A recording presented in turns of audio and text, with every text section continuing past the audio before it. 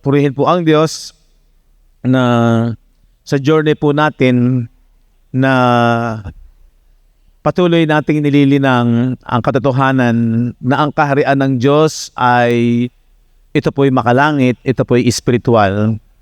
Although ang struggle po natin ay dahil tayo po ay matagal na nabihasa ang ating isipan sa nakikita ng ating mga mata sa pisikal. Pero ngayon nakikita natin tinatangay tayo ng Panginoon sa katotohanan kung bakit ang salita po ng Diyos talaga ay spiritual. Diba sabi ng John 6:63, ang salitang sinalita ko sa inyo ay pawang espiritu at pawang buhay. Ito po ay nagbibigay ng buhay. Ano po? Kaya blessing naman na tayo po ay nakakaranas din ng mga blessing sa physical. At kahit na minsan mayroon tayong crisis pero nakakaraos pa rin po tayo sa buhay. Pero isang napakalaking blessing po ay yung atin pong tinatahak ngayon ay yung lalo nating malinang makita yung ganda ng pinaghirapan ng Panginoon doon sa krus ng Kalbaryo. So yun po yung isang ipinagpapasalamat natin sa Panginoon. At kailangan nga lamang po talaga ay dahil tayo po ay ipinanganak sa Espiritu, born in the Spirit, kung bakit yung mga batas ng Espiritu na makikita natin ay yung salita ng Diyos, ito po yung law of the Spirit, yung salita ng mabuting balita na dapat doon po tayo magkaroon ng obedience to the law of faith, kung tawagin yung law of the Spirit, ay talagang mag-aaral ka at talagang merong ding pagbabago. Baka sinabi nung Ephesians na renew the spirit of your mind. Kasi nga, ikaw ay ipinanganak sa Espiritu. Kaya ang dapat magbago, una yung ating isipan. At sa ating pag-aaral, ay nakita natin na ito yung kaisipan natin ang siyang nagdilim, di ba? Dahil sa nahiwalay sa liwanag ng biyaya ng Diyos, salita ng Diyos. Pero yun yung ating ipinagpapasalamat sa Panginoon na tayo ay dinala ng Panginoon doon sa katotohanan at kaliwanagan. At ang matutuklasan natin na ang isang mananampalataya o ang isang tao na niliwanagan ng Ebanghelyo ni Kristo, sila talaga yung nakatanggap ng liwanag na nagmumula sa Panginoon. So yan huwag niyong kalilimutan at patuloy nating linangin. At muli po sa umagang ito, ako ay natatawag muli ng isang kapatid natin na talaga naman nakikita natin ang kagandahan po, although talaga namang minsan hindi natin ma-perfect yung ating attendance dahil mayroong mga obligasyon, may mga mahalagang bagay na siyempre tayong hindi maiwasan. At ang layunin na nga lang talaga natin sa salita ng Diyos ay yung patuloy na paglago. Sabi ko nga, ang pinakamaganda na magaganap sa buhay ng isang Kristiyano, tayo hindi naman po tayo mahigpit kung minsan wala.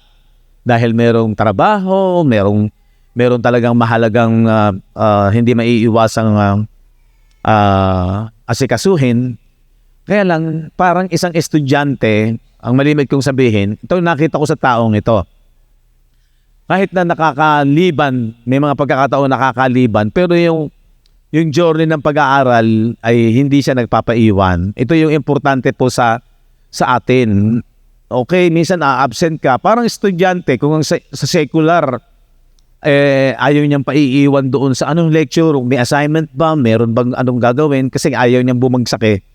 Tayo naman, ang sabi ng 2 Timothy 2:15, study to show thyself approved unto God, a workman that needed not to be ashamed. Kasi lahat tayo manggagawa ng Diyos at tayo ini-equip ng Diyos. Habang nabubuhay ka, ang gusto ng Diyos, gamitin tayo. Pag may nagtatanong, meron tayong maisasagot. Rightly dividing the word of truth, di ba? So, ang mahalaga, hindi ka na paiiwan. Bagaman minsan wala ka, yung journey ng pag-aaral, hinahabol mo kasi parang kung paano sa physical na edukasyon ay hindi tayo napaiiwan at ang gusto pa nga ng iba, although graduate na, nagma-master pa, at sabi nga ang pag-aaral daw ay walang katapusan, di ba? Sabi ni Solomon sa Ecclesiastes, walang katapusan paggawa ng mga libro, walang katapusan yan. Lalo na how much more sa pag-aaral sa salita ng Diyos. Amen po ba? So yun po yung challenge sa atin na huwag nating pababayaan. Wala na po tayo sa traditional na sitwasyon. Tayo po ay nasa katotohanan, kaya sana po ay yun po yung ating iniingatan. At ito po yung nakita ko po sa ating kapatid na to, na talagang nagsusumikap siya, busy rin po siya, pero ayun pa rin yung patuloy niyang pagsasaliksik at pag-aaral at open sa learning. So tinatawagan ko po ating kapatid, Brother Mar Elasigi. Sabi ni Pastor Boyet, mag-testimony daw. Kasi yung journey natin, ito na yung pinaka-the best. Ang dami kong, nung sa unang mga katuroan natin, nung sa pinanggalingan natin, nakita ko na marami akong question na hindi nasasagot. At ngayon, nakita ko baliktad pala. Dapat pala una talaga yung spiritual. Masyado tayong nasanay kasi sa katuroang physical. Pampisikal. Bagamat importante rin yun kasi gusto ng Diyos na ipadanas din sa atin yung mga physical na dito sa mundong ito para ang tunay na layunin niya makita natin yung kapangyarihan ng Diyos. Kasi kung ang pagbabasihan natin ay puro physical na tulad nung pinanggalingan natin at hanggang ngayon, ang malungkot, ito yung tinatangkilik ng ibang simbahan na tayo bilang kahit kokonti at sa panahon ni Kristo, marami ding panahon niya na iniwan din siya kasi hindi siya maintindihan. Ngayon, ilan tayo, kahit na ganoon, mas blessed tayo para sa kanila kasi ang importante talaga yung spiritual. Yung physical, pasamantala lang, yung shadow, parang illusion lang. Ang tunay talaga, yung spiritual, yun ang pahalagang kasi yun ang mananatili. At yun ang journey nila Pablo at yun din yung journey natin ngayon. Kaya blessed tayo, yun ang tatandaan natin. Kung ano si Kristo, ganun din tayo. Kaya yung righteousness natin at ni Christ, parehas lang. Palagi nyo tatandaan nyo, hindi tayo lamang, hindi rin. Kasi yung righteousness ni Christ, nasa atin na. Yun ang palagi nyo tatandaan. Yun pag yun ang lagi nating nabubulay-bulay, apektado yung physical. Yan po, hindi ka may stress. Kaya yung ating inner man na tinatawag, secured na yun. Wala na tayo sa condemnation, sabi nga sa Romans 8:1. Wala na tayo sa condemnation at wala na rin tayo sa ilalim ng kautusan. Kasi pag nasa ilalim tayo ng kautusan, naandun yung sumpa. Kaya wala na rin yung sumpa. Yan po tatandaan natin. At sa minsan, ang ginagawa ko, nanonood ako ng mga mensahe ng mga mix na message. Na pagkukumpara ko, nakikita ko lalo yung ganda ng biyaya. Kasi pagka tinignan mo yung mensahe, puro dito lang puro sa pera, puro sa physical na kagalingan. Bagamat kailangan natin yun, pero pag inuna natin yung spiritual, doon ka nag-focus, automatic na, kasama na yung physical. Dapat una palagi. Baliktad Yung journey natin, baliktad kumpara doon sa kanila. Una yung spiritual. Kaya pag nakita natin yun, kasunod na yung mga blessings at lalo na yung pagpapalang spiritual. Yun ang pinaka-importante. Sabi nga ni Pablo, mas maganda yung spiritual na pagpapala kumpara sa physical kasi unfair sa iba kasi kung ang pagbabasihan ay physical, merong pinanganak na bulag, 'di ba? Parang hindi, pag yun ang pagbabasihan, merong pilay, merong hindi normal ang pag-iisip, parang hindi parehas ang Diyos pagka ganon. Kaya hindi talaga yun.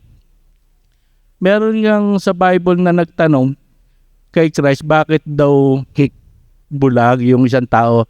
dahil ba makasalanan yung mga magulang. Ang sabi ni Christ, hindi, para makita lang yung kapangyarihan ng Diyos. Kaya hindi talaga yung physical lang importante, bagamat kailangan natin ding i-enjoy yung physical, yung mamasyal-masyal, pero ang talagang journey natin ay yung journey din ni Pablo, yung spiritual na buhay. Kaya pinagpala tayo sa bagay na spiritual dahil nga nakita natin yung katuruan, nakita natin yung ganda ng biyaya, yung mas nakikita natin yung pag-ibig ni Kristo. Ang natataas si Kristo, hindi yung kung mapapansin nyo sa mga ibang simbahan, pag yung may kakayahang magbigay, malaki magbigay, yun ang lagi nababanggit. Pero dito sa atin, pantay-pantay tayo sa mata ng Diyos, tayo anak ng Diyos. Kaya nung pag-isa, yung isang katanungan ko na hindi nasasagot, kasi kalimitan nagpapatotoo yung mga, siyempre may, alam niyo na, may pera, ay ako noon hirap na hirap kami noon sa pera. Sabi ko parang may kulang pa ako. Ay yung iba na mas may pera, yun ang napapatayo kasi ang ganda nga naman ng testimony Pagka sa physical talagang normal na ang magpatotoo, yun talagang pinagpapala sa physical. Pero ito, ang maganda rito, ang pinagpapala sa atin ay spiritual, na yun naman na talagang layunin ng Diyos Yun ang number one. Kaya lang minsan, ang Panginoon gumagawa ng himalang physical para makita lang yung kapangyarihan niya at dinadala sila sa spiritual na pananampalataya. Kaya lang, ang malungkot, pag dinala sa spiritual, bukod siya hindi siya maintindihan, iniiwan siya kasi nga nasanay tayo masyado sa physical na pagpapala. Yun ang, kaya sa pag-aaral natin, sa journey natin, palagi tayong mag-aaral kasi nga dito natin mababaliktad mas mauna natin yung spiritual. At pag nauna yung spiritual, kasunod na yung physical. Yun lang po ang masasabi ko. Kagaya po ng ating mga nagiging paksa, yung unang tipan nakapokus sa physical blessing. Yung pangako ng Diyos kay Abraham na kasing dami ng buhangin sa sand ay earthly, physical. At makikita naman natin na nangyari yun sa bansang Israel. Talagang pinagpala sila. At sabi nga doon sa kautusan, pag sinunod mo yon, walang salot na daratal. Yung mga sakit, magiging talagang malusog ka. Walang sakit, walang pesting daratal, sabi doon. Pag ikaw ay nasa ilalim ng pakpak o nagpapasubmit ka sa tipan na yon, nung panahon na yon, walang salot, ni hugos ng pana ay walang magaganap o hindi mangyayari doon sa mga sumusunod. Pero pag ikaw ay sumuway, di ba, dumarating yung mga peste, yung mga sumpa, cursing and blessing ang konsekwensya. Pag ikaw ay sumunod at pag ikaw ay sumuway. Makikita naman natin yun, nababasa natin yun. Pero dahil nga ang new covenant is spiritual, hindi siya physical, ito yung isang nagiging malaking katanungan at struggle sa karamihan. Pag hindi talaga nadala ang ating isipan na ang daladalang blessing ng Panginoon ay contrast. Pag sinabing contrast, taliwas doon sa lumang tipan. Ang bagong tipan ay hinihila na ni Apostol Pablo doon sa mga bagay na hindi nakikita. Di ba sabi ng Colossians chapter 3 verse 1, if ye then be risen with Christ, kung kayo nga ay muling binuhay na ni Kristo, seek those things which are above. Hanapin ninyo yung mga bagay nasa itaas. So, hindi po yan geographical na lugar, yung titingin ka sa itaas. Where Christ seated on the right hand of God, ibig sabihin, spiritual po yan. Sabi ng verse 2, set your affection on things above. Ayun no, diba? Not on things on earth. huwag sa mga bagay na panlupa. Diba? Malinaw po yan. Kaya nga, yung ating isipan, dinadala ng salita ng Diyos, lalo na nung mabuting balita na ginawa ng Panginoong Jesucristo, na makita natin yung kayamanan. Yung kayamanan na hindi mapapantayan. Kaya tayo po ay earthly vessel. Ang isang mananampalataya, siya po ay isang makalupang sisidlan ng treasure ng Diyos, kayamanan, na hindi basta-bastang kayamanan na maihahalin tulad mo sa physical. Dito ay makikita natin sa 2 Corinthians chapter 4 verse 7. Tingnan niyo kalalagayan. Mayaman ka. Pag naunawaan mo na ano yung blessing na ginawa sa iyo ng Panginoon, napakayaman ng mga mananampalataya. Hindi ka dapat mahabag. Hindi mo dapat habagin ang sarili mo kasi maybe in the physical parang may kulang ka, no? Pero pag pumunta ka sa ginawa ng Panginoong Jesucristo at naunawaan talaga ng maliwanag, may mayaman tayo. Sabi yan, ngunit taglay namin ang kayamanan ito sa mga sisidlang lupa. Diba? Upang ang dakilang kalakhan ng kapangyarihan ay maging mula sa Diyos at huwag sa aming sarili. Kasi pagka ikaw ay nakapokus lang sa physical blessing, sa totoo lang, ito yung hindi napapansin ng marami. Yung yayabang ka eh. Hindi mo napapansin yung mayabang ka eh. Ang tao kasi, hindi niya namamalayan na nagkakaroon siya ng kataasan. Kaya yung kapalaluan, hindi niya napapansin na maaaring nagpapasalamat siya sa Diyos, maaaring pinupuri niya ang Diyos, pero sumasala na pagka ang focus mo ay sa physical blessing. Pero dahil ang mga mananampalataya talaga sa katotohanan ng ating pag-aaral, pag naliwanagan ka ng Ebanghelyo ni Kristo, diba? At nakita mo yung katotohanan ng kapahayagan nito, hindi mo nahahabagin ang sarili mo.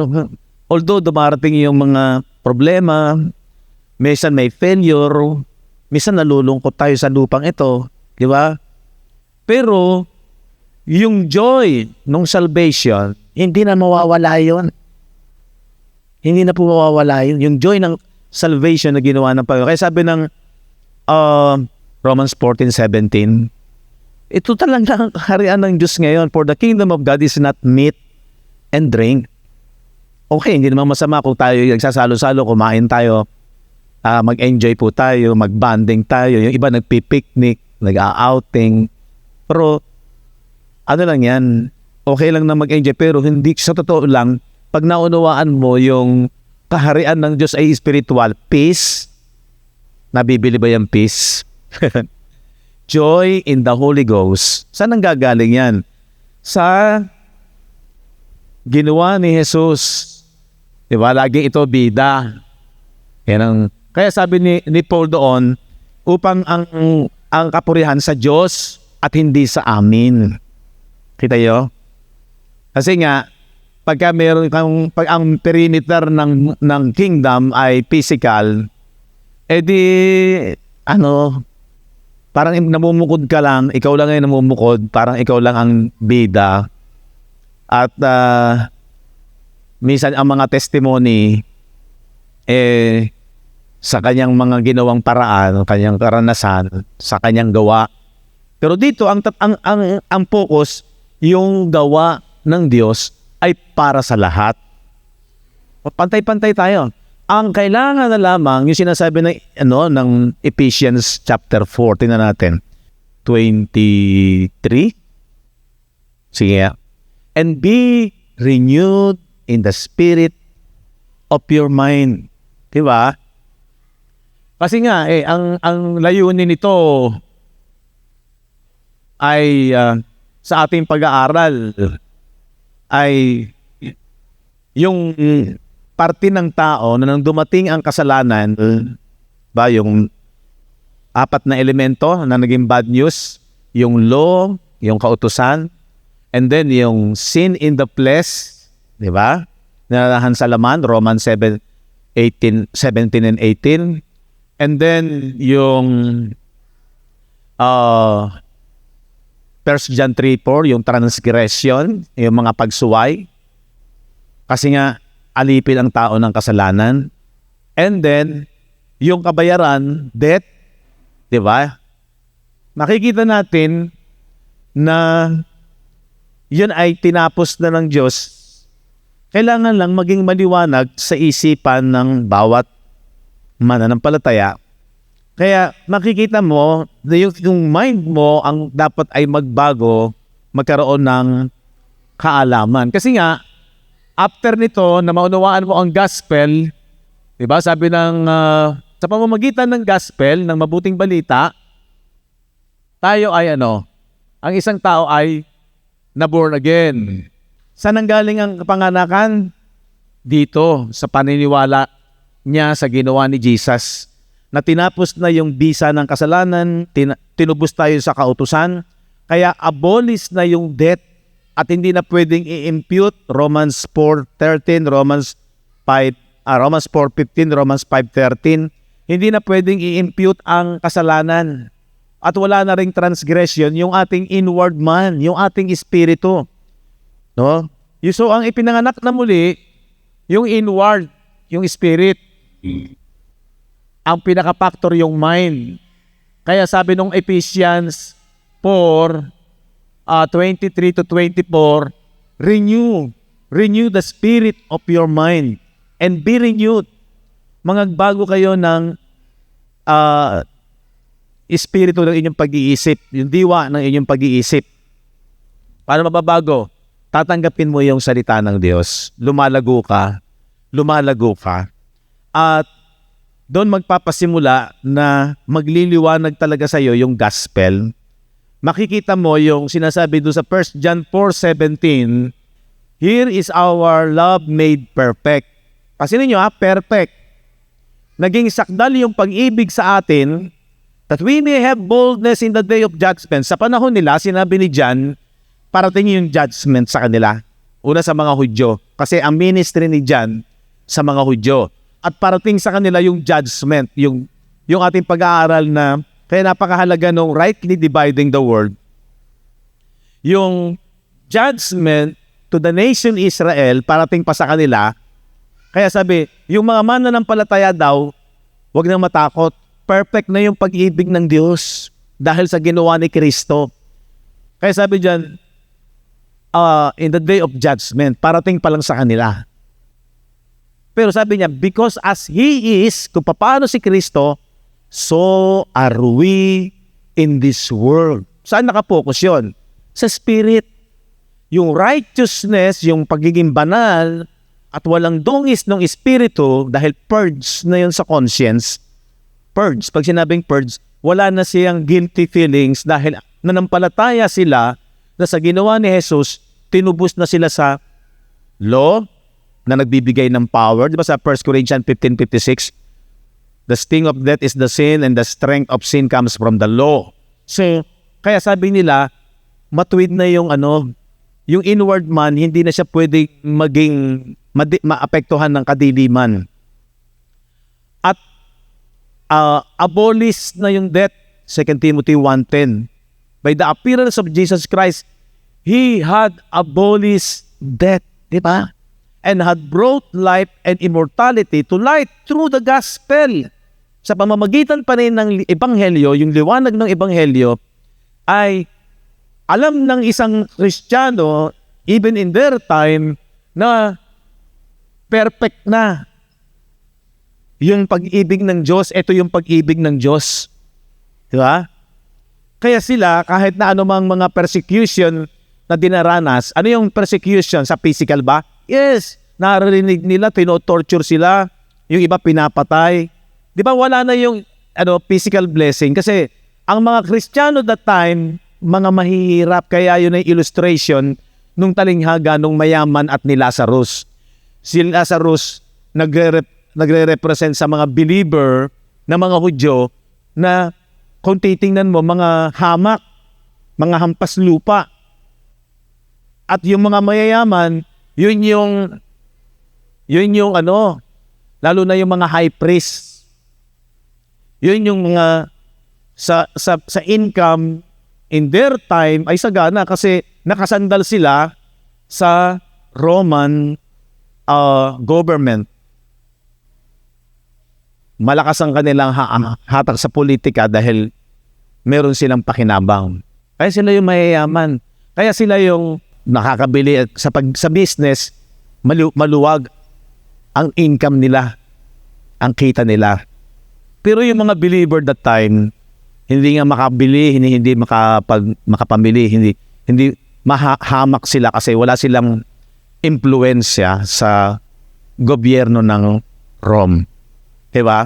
So makikita natin na bumaligtad na yung mga mananampalataya that time, mahirap, hamak. Kaya ang sulat ni Apostol Pablo, diba? Pagbilinan mo yung mga mayayaman, huwag silang umasa sa kanilang kayamanan. Yan ay magdudulot sa kanila ng kapaitan. Makita niyo, nung nagpapasimula ng pangangaral ng Ebanghelyo ni Kristo, ay baliktad. Ang New Covenant contrast. Kasi nga, kagaya ng paksa natin na dati yung Old Covenant sa physical at earthly.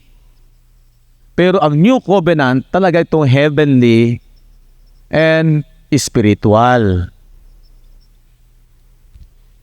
Problema, nasanay ang tao sa laging obserbasyon nung nakikita, nahahawakan. To see is to believe. Diba? Pagka-spiritual, ano yung hangin? Anong pakinabang dyan? Makakain ba yan? Baliktad. Kaya yung isinisilang na muli talaga, dumadaan talaga sa parang, crisis. Kaya ang isang katuruan na hindi talaga dinadala sa spiritual, napakalaking danger. Kasi baka yan yung sinasabi ng Galatians 1:8 ba yan? Dapat kahimat kami o isang anghel na mula sa langit ang mangaral sa inyo. Kahit paraw kakaibang parang himalang may anghel na magsalita sa inyo. Ang mangaral sa inyo ng anumang ebanghelyo na iba sa aming ipinangangaral sa inyo, matakwin. Diba? Malinaw naman na ang turo ng Panginoon, born in the Spirit. Ang ipinanganak sa laman. Pero ipinanganak sa Espiritu, hindi ka na madadayan, hindi ka na maliligaw. Diba? Doon ka lang focus. Kasi mismo si Jesus ang may sabi na simula pa na itinuro niya kay Nicodemo, ang ipinanganak sa laman. Ang ipinanganak sa Espiritu. Paano kayo papanganak sa Espiritu? Sa pamamagitan ng paghahayag, una ng Panginoong Jesucristo, about sa kingdom, which is ang sabi niya, hindi ito nakikita na naririto o naririyan. Sabi ng Luke. Diba? Kung hindi ang kaharian ko ay nasa loob ninyo. O di inward yan, nasa loob ninyo. Kaya, napakahalaga na maging maliwanag po sa atin na kapag ikaw ay born again, mayaman ka. Amen? Napakayaman mo. Daig mo pa si Elon Musk. Totoo yun, hindi po biro yun. Kung mag-shift yung mind natin na yun talaga ang pinakamagandang blessing. Kasi nga, yung earthly, yung physical, although tayo ay nagtatrabaho, naghahanap buhay para makasurvive, nag-aaral para maging maganda ang buhay, walang masama diyan. Pero dapat maunawaan ng isang born again na kapag nakita niya ang ganda ng ginawa ni Kristo sa krus ng Kalbaryo, mayaman ka. Yun ang tunay na kayamanan. Nagbabago ang lahat sa lupa. May time mayaman ka, may time minsan may crisis. Diba? Ganun naman ang buhay. Bigla na lamang nawala.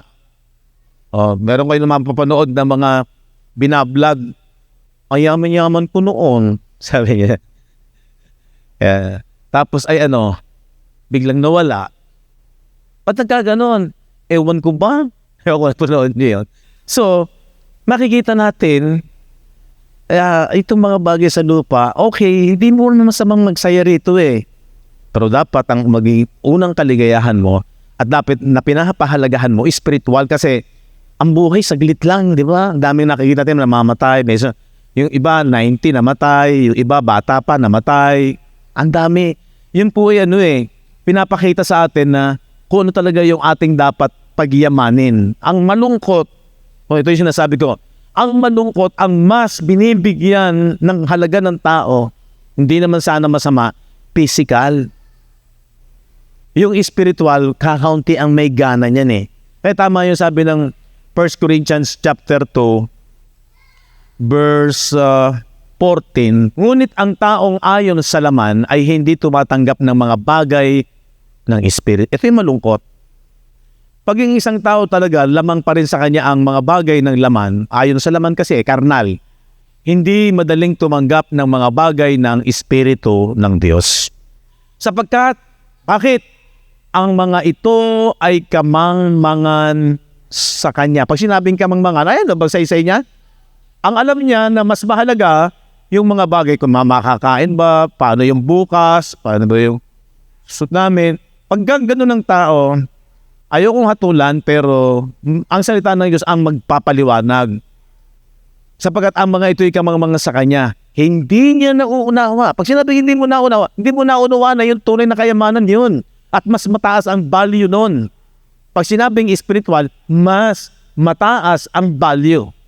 Kasi yan ang inihuli ng Panginoon. Ang pinaka-ultimatum na blessing is spiritual. Ang problema, contrast sa physical. Kaya sabi doon, kamangmangan sa kanya at hindi niya nauunawa. Sapagkat ang mga yun ay nasisiyat lamang ng ayon sa Espiritu. Kung magbabasa ka ng Bible, kung bibigyan mo ng panahon, ang salita ng Diyos, doon mo lang maiintindihan. Kung magkaka-interest ka, ay kaso ang problema sa maraming mga tao ngayon ay tamad at walang interest. Magyakag ka sa kainan, handaan, dahil pumupunta. Huwag kayo mo, kahinaan natin yan eh. Punta tayo doon, may kainan eh. Nag-iimbita si Hewo. Kahinaan natin yan eh, dahil meron tayong laman. Pero dapat, pag ikaw ay isang mananampalataya, maliwanag na sa iyo yan. Huwag kang padadala lang sa mga bagay ng physical. Ang dapat nagdo-dominate is spiritual. Bakit?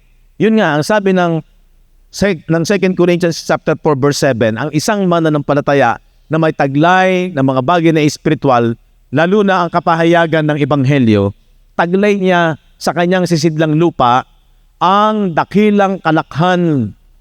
Yung kayamanan na yan, kalakhan ng kapangyarihan ay maging mula sa Diyos. Alam niyo nung araw, sa hindi ko rin kaalaman, akala ko, pag meron kang kapangyarihan ng Diyos, at ang kapangyarihan ng Diyos sa akin, yung mga anting-anting, yung mga Latin, na pag ikaw ay meron yan, yun ay sa Diyos. Akala ko yun. Pero ito pala. At ito, yung kapangyarihan ng mga Latin, mga amulet, di ba? Ano yan eh? Bibihira lang ang meron yan. Sabi, bibihira lang ang meron yan. Pero sa totoo lang, ang Diyos, ipinagkakaloob ito sa lahat. Sinasabi ng Romans 1:16, ito talaga yung tunay na kapangyarihan. Kaya sabi ni Pablo, hindi ko ikinahihiya ang ebanghelyo. Ito yun, ang mabuting balita. Sapagkat siyang kapangyarihan ng Diyos. Ang liwanag niyan, may kapangyarihan tayong lahat. Pero ang mga tao, ayaw kuhanin itong kapangyarihan na to. Saan? Sa ikaliligtas. Ay ang problema doon sa mga amulet, doon sa mga anting-anting, ang kapangyarihan na yon para iligtas ka lang sa physical. Hindi ka tinatabla ng bala, tagaid ka, merong ang kaban, diba? Merong kulamin ka, hindi natalab sa'yo. Pagka merong kang medalyon, kaya yung mga bata nilalagyan ng, ano tawag doon? May kalmin, no? Yung mga humihingi sa bigyan nyo nga po ng protection ng aking anak, yung baby ko. Lalagay, naka din dito. Diba? Yung iba is, meron daw subo, kaya hindi mamatay-matay, hanggat hindi na isasalin sa kanyang anak, sa kanyang apo. Dapat na ipamana yun. Baka mayroong pamana sa inyo dyan. Pero ang ganda nitong mabuting balita, lahat tayo pwedeng ma-access natin ito. Pwede natin itong matake. Amen? Diba? Sa totoo lang. Kaya lang, pag ang expectation ng marami is puro sa physical, pag ito ay kinukwento mo malungkot, boring, di ba? Parang walang sa senses kasi marami nakapokus sa senses. Tingnan natin, Hebrew chapter 5, sabi ng 12, sapagkat nang kayo'y nangararapat ng maging mga guro, dapat sa kaluwatan. Ibig sa katagalan, dapat guro na kayo. So, ibig daw, pag ang isang mga mananampalataya tumatagal, nakakapagturo na yan. Nakakapag-share na yan. Pag may nagtanong, makakasagot ka na rin. Sa kaluwatan. Pag sinabi sa katagal-tagal. Kaya lang, sabi dyan, muli kayong nangangailangan pa rin ng katuruan na mga unang simulain ng aral ng Diyos at naging tulad sa mga nangangailangan pa ng gatas.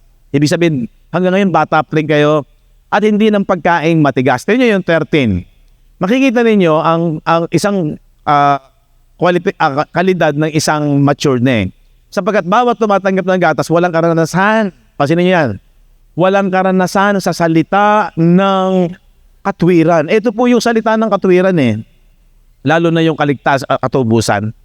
Wala raw karanasan sa salita ng katwiran sapagkat siya ay isang sanggol. So ang challenge dito, hindi para tayo saktan. Minsan ito nalulungkot ako Pag meron kang sinasabi minsan na na hindi naman condemnation yan Ano yan? Parang ikaw ay dalhin sa paglago. Pag nire-review ka na hanggang ngayon, karnal kayo. Matapos si Pablo, sabi niya, hanggang ngayon, karnal kayo. Hindi nyo kayang unawain yung mga bagay ng sinasabi niya, yung matitigas sa salita. Sapagkat siya isang sanggol. Tingnan ninyo to. 14. Ngunit, ang pagkaing matigas ay sa mga may gulang. Mature. Sa makatwid ay doon sa mga sa pamamagitan ng pamimihasa ay nangasanay. Pag sinabing nabihasa ka na, natutunan mo na yung magtiyaga mag-aral, makinig, pinaglalabanan mo na yung physical mo. Ano ba uunahin ko? O totoo, nakaka-enjoy ito.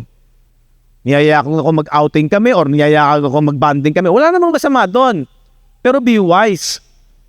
Kasi kailangan ang priority mo na spiritual, hindi paramihan. Wag. Pero sabi ng 2 Timothy, ang Diyos ang may ibig na ang lahat ay maligtas. Kasi ang kaligayahan ng isang guro, ng isang nagtuturo, marami ang makaunawa. Totoo na kung isa, dalawa, okay, matuto. Pero mas matutuwa ang isang guro na ang lahat ng kanyang estudyante ay natuturuan niya ng tama at naiintindihan. Tama, teacher? So, wag ninyong mamali na, gusto lang ninyo marami. Hindi. Kaya ko po minsan hinihimok na kailangan priority mo yung pag-attend sa Bible study, hindi dahil sa offering, para marami offering. Hindi, ang pangunahin talaga, matuto. Pag nabihasa na ang isang tao na laging nag-aaral, nagtsatsaga, minsan nga, nagtitake siya ng note. Kasi iba pa rin yung tinitake note mo, lalong dumidiin yan sa isipan mo. Lalong nagiging, nagiging maliwanag sa isipan mo. Alam ko, agree kayo. Agree? Diba? Lalo na sa isang estudyante. Diba? Pinauulit-ulit niya sa pamimihasa. Sa pamamagitan ng pamimihasa, naging nakasanayan na niya. Ano nang nangyayari? Nasanay ang kanilang mga pakiramdam. Affection. Pati yung iyong senses na shift. Nagkaroon ng renewed mula sa mind patungo sa yung physical, sa mga senses mo, naaapektuhan ito. Tama yung sabi ni Brother Mar. Pag inuna mo yung spiritual, pati physical, pati yung senses mo, maapektuhan. Nasanay ang kanilang mga pakiramdam upang makilala, nadidiscern na nila kung ano yung good at yung evil. Amen. Iba yung religious mind, yung religious mindset. Ang religious mindset, nakapokus lang sa mga immoral, sa moral, mabait, sama, may bisyo, diba? May bisyo, yung isa walang bisyo. Iba yun. Dito, pag nasanay ka sa mga bagay na espiritual, mag-discern mo kahit na ang tao, maayos ang pamumuhay sa lupang ito. Maayos ang pamilya. Maayos ang kabuhayan. Pero wala sa kanya ang liwanag, hindi nagliliwanag ang ebanghelyo sa kanyang isipan, still, meron siyang buhay na sa paningin ng Diyos ay nasa evil o masama pa rin. Ikaw na makakapag-distinguish na. Kasi sanay yan yung isipan sa katuruan ng salita ng Diyos. Hindi ka kampante na kapag ang isang tao ay mabait, kapag ang isang tao ay, may sasabihin may dignidad, ay pupunta sa langit. Di. Kaya nakasabi ng Ephesians 2:8 na, not by your good works, lest any man should boast. Ang totoo niyan maaaring mabait siya pero nagkakaroon siya ng kapalaluan. Sa harapan ng Diyos, mananatili pa rin siyang nasa kataasan. Bakit? 2 Corinthians chapter 10, verse 4 and 5. Tingnan ninyo. Sapagkat ang aming mga sandata ng aming pakikilaban ay hindi ukol sa laman, karnal, physical. Diba? Kung hindi sa harapan ng Diyos, ay may kapangyarihang gumiba ng mga kuta. Ilagay mo sa King James Version.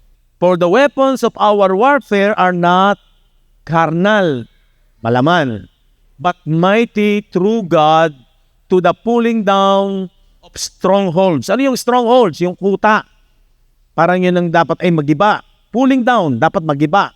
Verse 5, casting down imaginations. Ano yung imaginations? Yun yung mga spirits.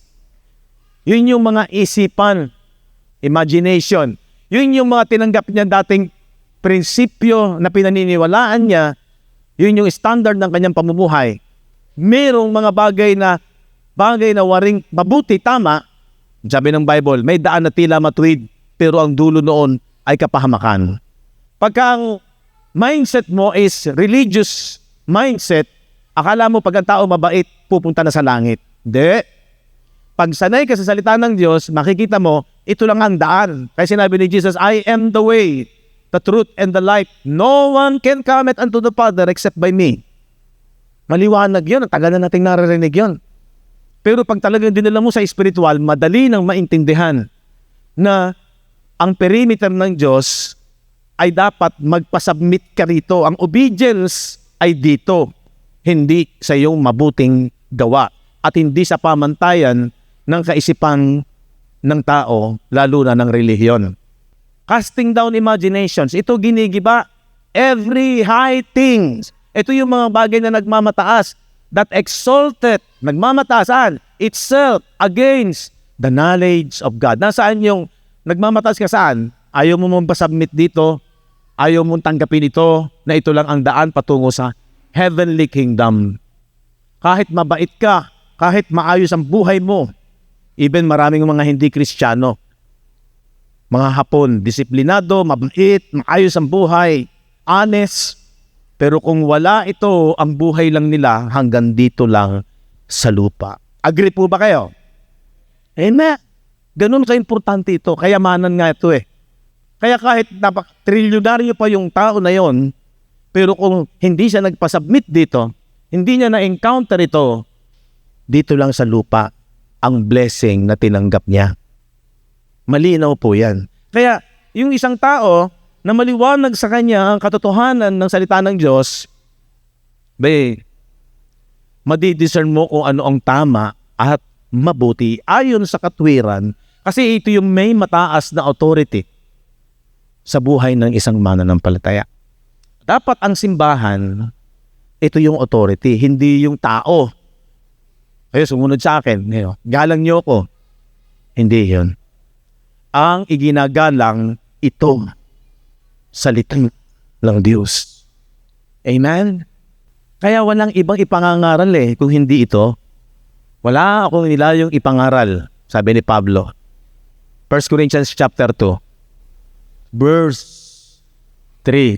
At ako'y nakisama sa inyo na may kahinaan at may katakutan at may lubha pang ang panginginig. Pero sabi ng verse 4, at ang aking pananalita at ang aking pangangaral ay hindi sa mga salitang panghikayat ng karunungan, kung hindi sa patotoo ng Espiritu. Ito naman ang pinapatotohanan ng Espiritu salita niya. At ng kapangyarihan. Asan ang kapangyarihan? Ito. Verse 5. Upang ang inyong pananampalataya ay huwag masalig sa karunungan ng mga tao. Minsan na tayo, hanga tayo sa tao marunong. Diba? Huwag daw tayo masalig sa karunungan ng mga tao. Iba yun. Yung karunungan ng tao, iba yun sa karunungan ng Diyos. Kung hindi sa kapangyarihan ng Diyos. Verse 2. Sapagat aking pinasyahan, walang maalaman anuman sa gitna ninyo maliban na si Jesucristo at siya na napako sa krus. Wala. Pag ang simbahan na pupuntahan mo ay hindi na-highlight ang katotohanan na to na espiritual, minsan kasi sinasabi yung krus, sinasabi si Jesus, binabanggit si Jesus, pinupuri si Jesus, pero ang application sa physical. Hindi pinapakita na kailangan lumago ka sa iyong kaisipan sa kaunawaan sa salita ng Diyos. Ba? Hindi. Basta ang ituturo sa'yo, maging maayos ang buhay mo rito, makalampas ka sa mga problema, pag may sakit ka, gagaling ka. Wala namang problema sana doon. Pero given na yun, dapat ang paglago, yung sinasabi nung ating binasa kanina sa Hebrew.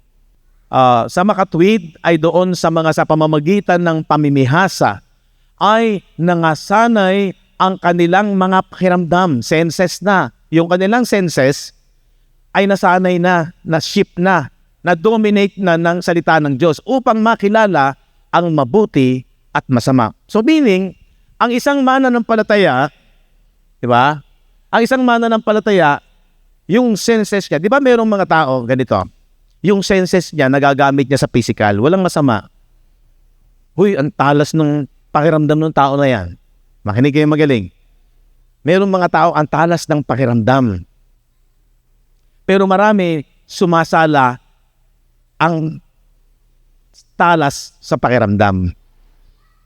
Halimbawa, tinitingin lang niya at may pag-aaral ng ganon, marunong bumasa, nababasa ng isang psychologist yung tao sa pamamagitan ng kanyang kilos at mga ilang pananalita, meron silang pag-aaral doon. Ang isang bahagi ng pag-aaral ng tao is yung anthropology, the study of man. Okay? So ang isang tao na mahusay bumasa, nababasa daw niya yung isip ng tao, mind reading, pero ang ginagamit niya doon, yung senses niya. May pinag-aaralan sila.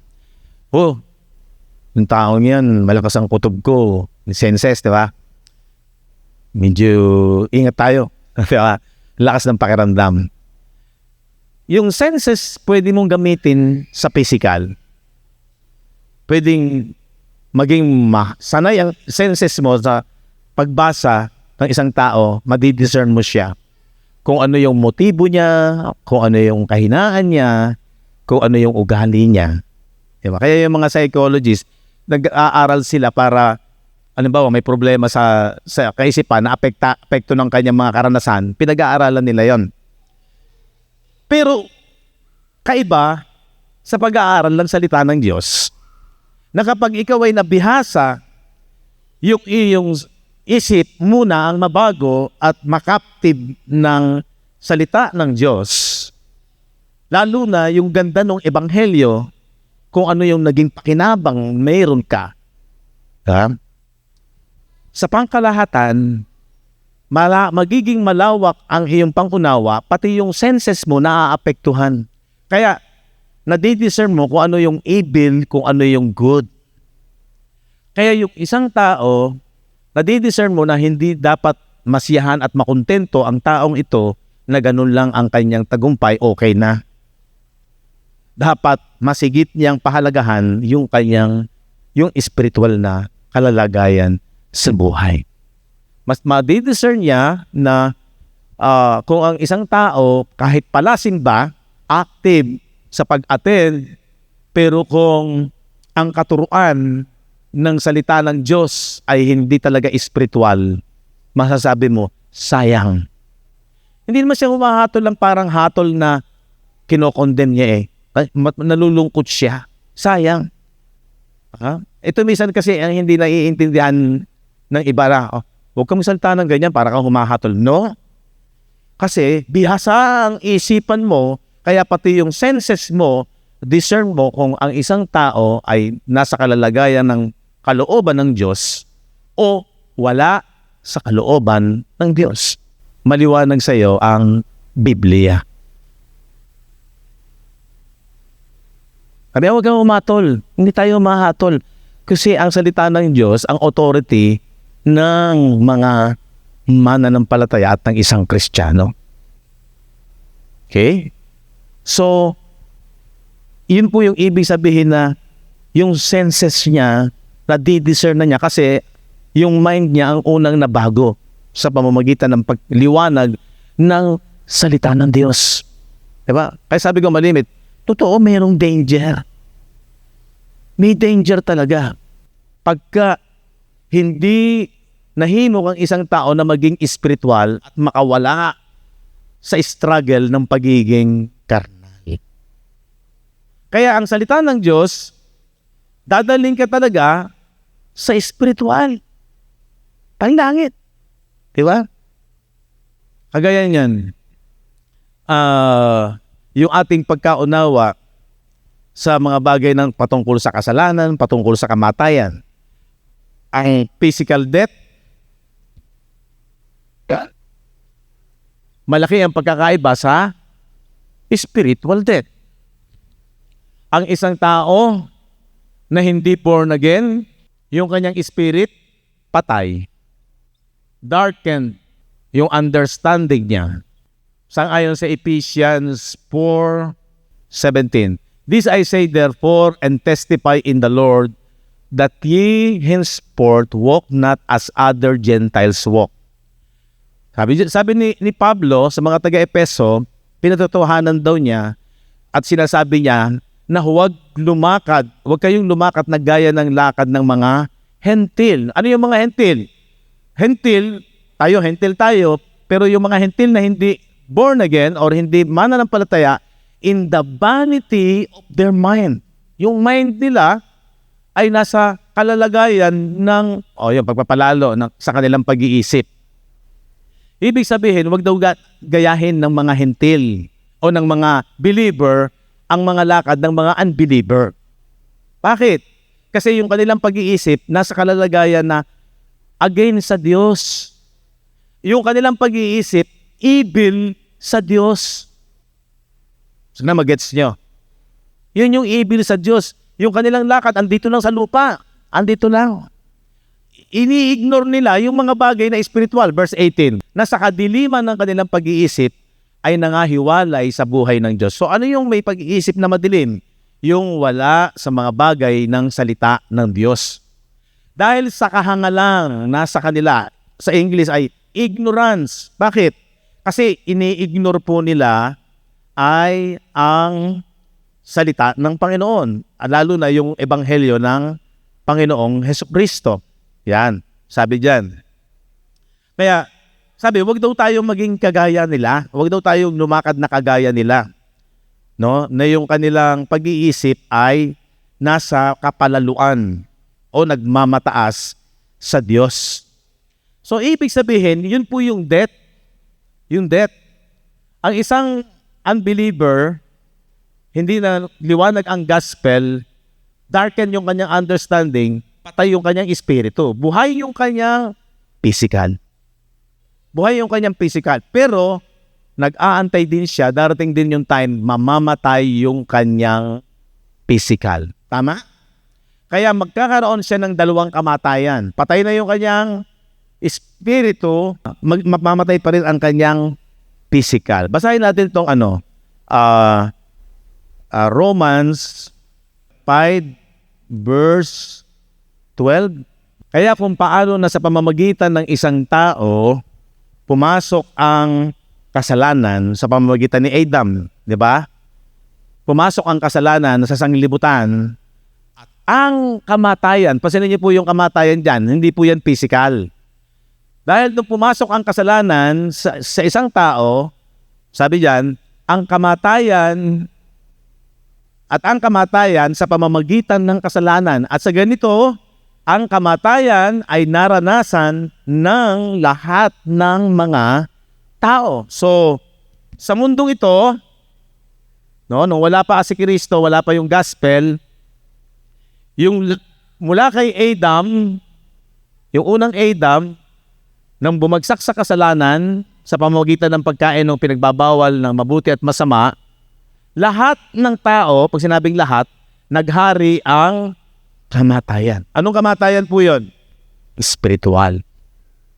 Kaya yung lahat ng tao, mayaman, mahirap, maganda ang buhay, mapipicture mo.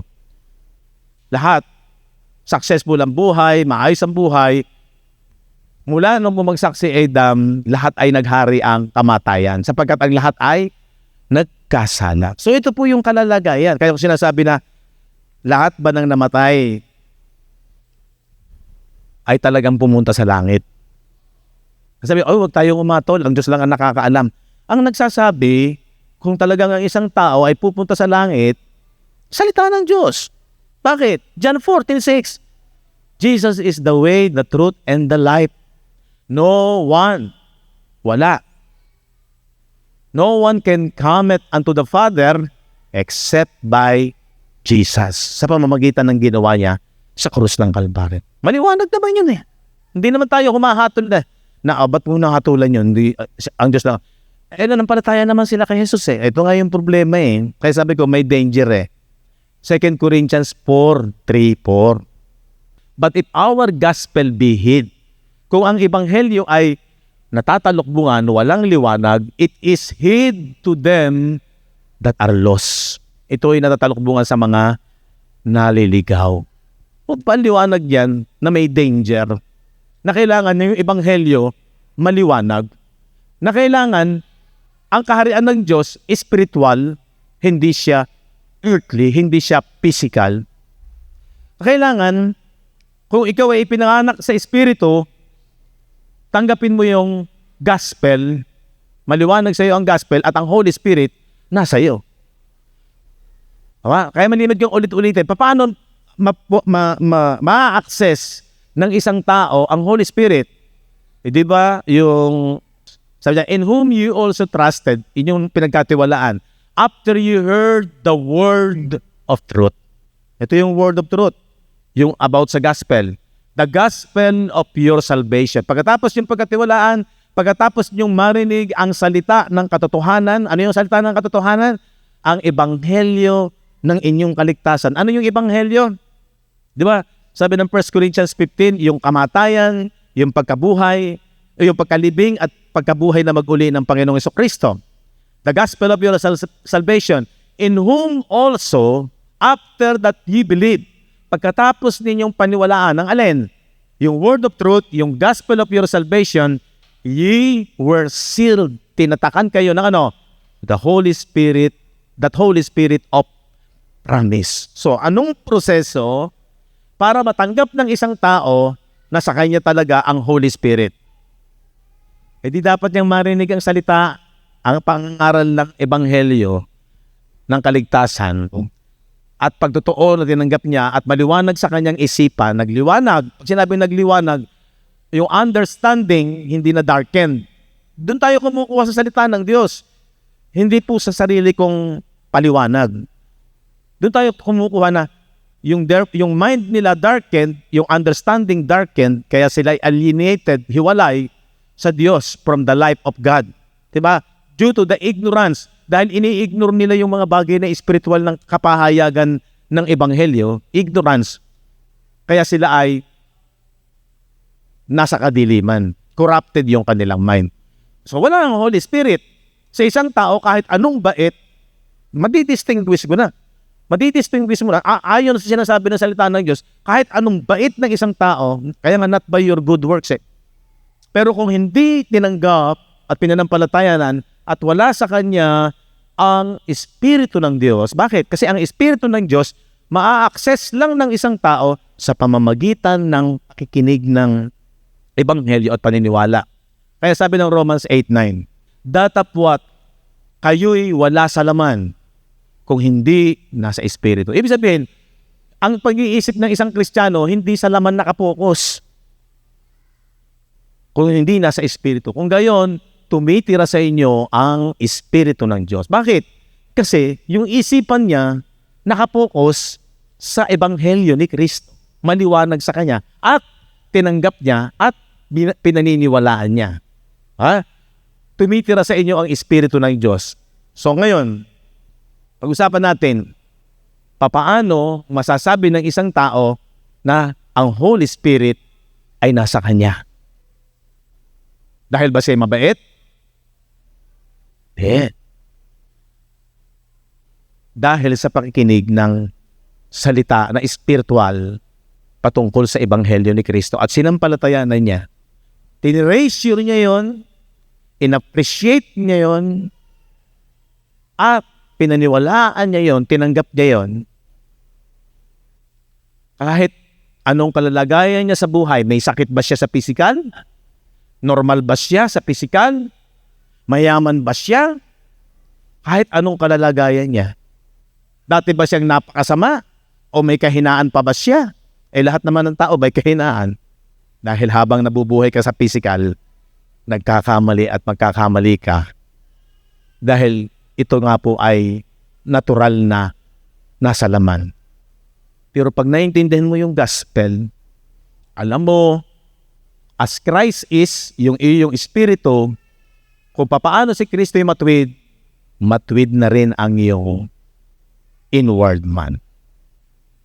Confident ka. Pag sinabing confident, panatag ka. Yung senses mo, bihasa, alam mo, nasa mabuting kalalagayan, yung inward man mo. Secured ka. No matter what ang marinig mo sa ibang tao, masabihin sa'yo, heretic ka. Sabihin sa'yo na parang nauulol yata to. Kakaiba ang kanyang paniniwala. No, paniniwala mo, nakapokus, nakasubmit sa salita ng Diyos. Maliwanag sa'yo, pinaniniwalaan mo, bihasa ka. Kaya alam mo, nasa mabubuti kang kalalagayan, secured na yung iyong inward man. At nasa iyo ang Holy Spirit. Ngayon, paano yung isang tao na mabait, may dignidad?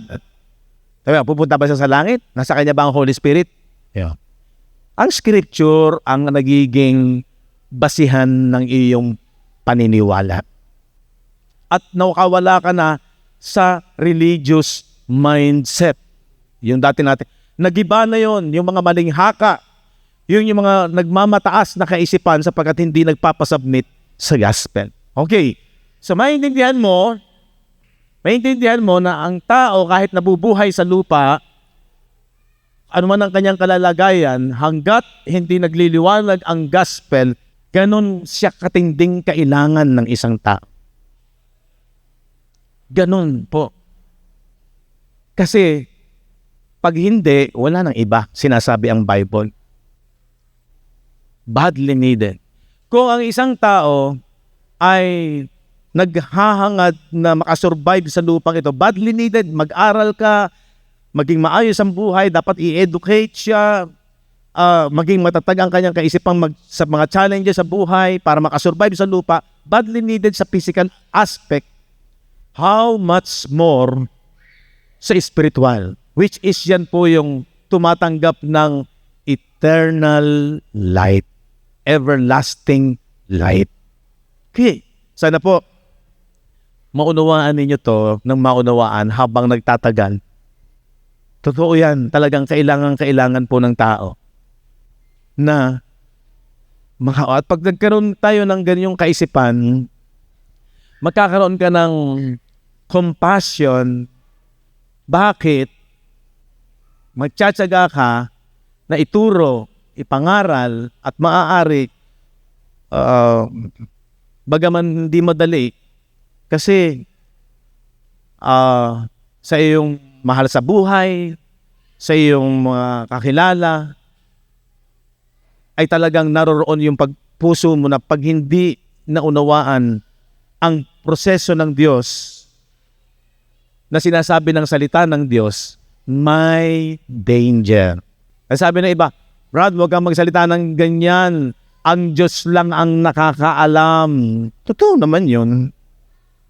Even yung, ikaw ba ay kaanib na sa iglesia ng Diyos? Really? Ikaw ba'y bahagi na ng katawan ni Kristo? Body of Christ? Sino ba yung body of Christ? Mga believers. Ano yung kanilang pinaniwalaan? Ito na naman yon, Ebanghelyo ni Kristo. Para matiyak mo na ikaw talaga ay kasama ng iglesia o ng body of Christ. Okay? So, ganun po kahalaga to. Alam niyo po, isa pa, nanineglect ng marami yung evangelism. Bakit? Gusto mo iligtas mo ang tao. 2 Timothy 2:3-4. Ito ang mabuti at nakalulugod sa paningin ng Diyos na ating tagapagligtas. Ano to? Iyon daw ang mabuti at nakalulugod. Ano yun? Na siya ang may ibig na ang lahat ng mga tao ay mga ligtas. At ano? Marami nag-aangkin ng kaligtasan eh. Ligtas na yan. Bakit? Tinanggap niya Panginoon. Makinig po kayo magaling. Sana wag ninyo ma-misinterpret. Tinanggap na niya Panginoon. Nagsisi siya ng kanyang kasalanan. Ano sabi ng pangalawa? At mga kaalam ng katotohanan. Importante po yung pagkaalam kasi doon magliliwanag yung Ebanghelyo. I hope naintindihan niyo po ako. Sana po mag-agree kayo. Hindi lahat ng tao pag namatay, ligtas. Pero ang Diyos ang may gusto na ang lahat ay maligtas. Kaya nung araw po, paniniwala ko din, parang universalist eh. Ano yung universalist? Lahat ligtas na. Kahit ISIS, ligtas. Grabe yun. Halos na-convince ako. Kaya sabi nung ibang mga nag-share sa akin, Pastor, huwag mong masyadong patagalin ng pagtuturo ng salita ng Diyos. Huwag. At saka huwag mong pipilitin ng tao. Bakit? Kasi ligtas na naman yan eh. Ang kagandahan lang daw, nung nauunawaan, habang nabubuhay sa lupa, maliwanag sa kanya, masaya siya. Na-enjoy niya yung ginawa ng Panginoon. Pero, kung hindi man daw, naintindihan, ligtas pa rin. Parang ang ganda. Pero alam niyo po, mawawalan ng kabuluhan yung manampalataya. Pag inunawa mo yung kailangan maging mananampalataya ka para ikay maligtas. Kaya sabi doon, for by grace, ye are saved. Oo, biyaya ng Diyos para sa lahat. Pero sabi doon, through faith. For by grace, you are saved. Not by your good works, di ba? But by faith. So, kailangan pa rin mo manampalataya. Bagaman ito'y para sa lahat. Iniligtas ng Diyos ang lahat.